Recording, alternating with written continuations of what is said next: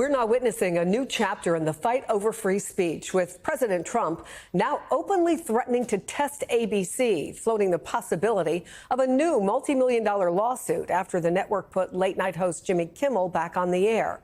That's despite the fact that Kimmel, at times with tears in his eyes and his voice breaking, told his audience he never intended to make light of Charlie Kirk's death. And he warned against the administration using his remarks as a pretext to, in his words, bully journalists and muzzle comedians, making it clear the fight isn't over. The President of the United States made it very clear he wants to see me and the hundreds of people who work here fired from our jobs. Our leader celebrates Americans losing their livelihoods because he can't take a joke. The government threat to silence a comedian the president doesn't like is anti-American. That's anti-American. And I am so glad we have some solidarity on that from the right and the left and from those in the middle like Joe Rogan. We do agree on a lot of things. We agree on keeping our children safe from guns, on reproductive rights for women, Social Security, affordable health care, pediatric cancer research. These are all things that most Americans support. Let's stop letting these politicians tell us what they want and tell them what we want. Joining me now is Brendan Buck, MSNBC political analyst who served as aide to Republican House Speakers John Boehner and Paul Ryan. In studio, NBC's Chloe Melas and Stephen Battaglio, who writes about TV and the media for the LA Times. So, Stephen, Jimmy Kimmel might not have been the first person to come to mind, a short time ago when you were talking about free speech. But he is calling for this sort of kinder, gentler discourse. And I wonder what you made both of his message, but also ABC's decision to allow him back on the air. I think ABC and I think Walt Disney Company CEO Bob Iger wanted to be on the right side of history. Do you want to be the one who caved to the White House and took an institution off the air? Late night television has been with us for a long time. And you could see last night, it can really galvanize the country. It was a very old-fashioned moment. We all sat down and wanted to, at the same time and wanted to hear what he had to say. And it's become, there's been a national conversation about it for days. You don't want to lose that. And that's what's under attack. And I think Jimmy defended it. I think he set the proper tone in trying to comfort people who were perhaps disturbed that you were talking about this in a comedy monologue when people were still raw about it. And he stayed on brand. The rest of the show was tough, topical political comedy. So, Chloe, what's next for Kimmel? What's next for ABC? Well, first of all, like you said, he really towed the line. He cried, in my eyes, twice. I mean, I even got emotional watching Jimmy, what he had to say. And what's next is he's going to do his job. And we're going to see if Sinclair and Nexstar, these media companies that own several of these ABC affiliate stations, about 70 combined, if they're going to put Kimmel back on the air. I do want you to listen a little bit more to what Kimmel had to say last night specifically about Charlie Kirk and his family. It was never my intention to make light of the murder of a young man. I don't think there's anything funny about it. I posted a message on Instagram on the day he was killed, sending love to his family and asking for compassion, and I meant it, and I still do.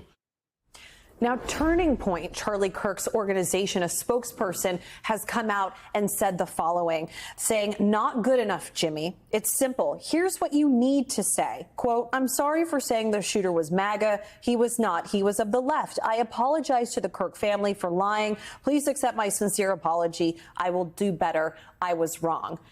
Kimmel might not have said it in those exact words, but he did walk his comments back. He did lower the temperature, and he did explain what he was trying to say.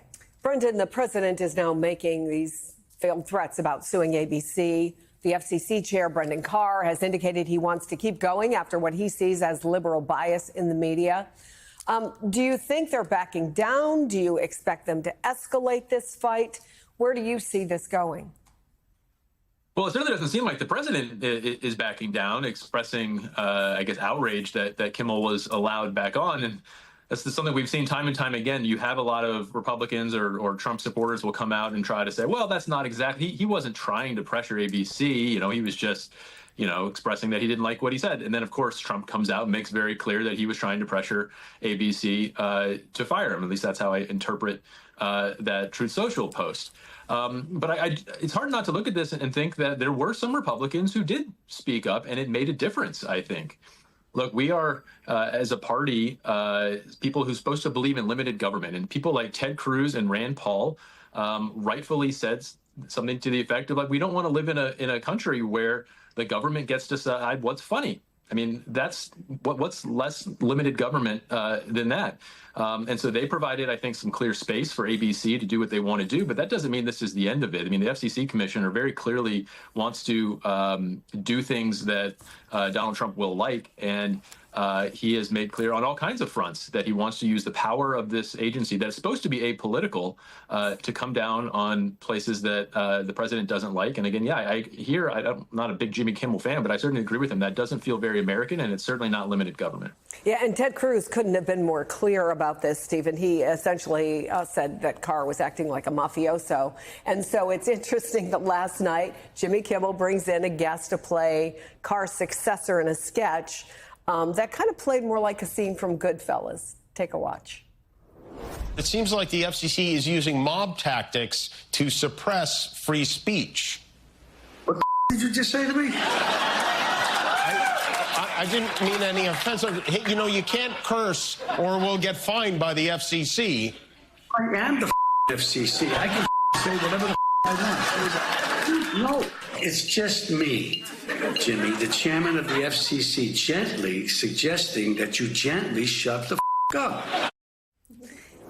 Is there a sense, though, that this is kind of a watershed moment in the industry, that, in fact, if companies like ABC don't stand the ground for free speech, that it's going to be a very fast decline? Brandon Carr has tremendous power over the one area of media that the government can control, and that's broadcast TV and broadcast radio.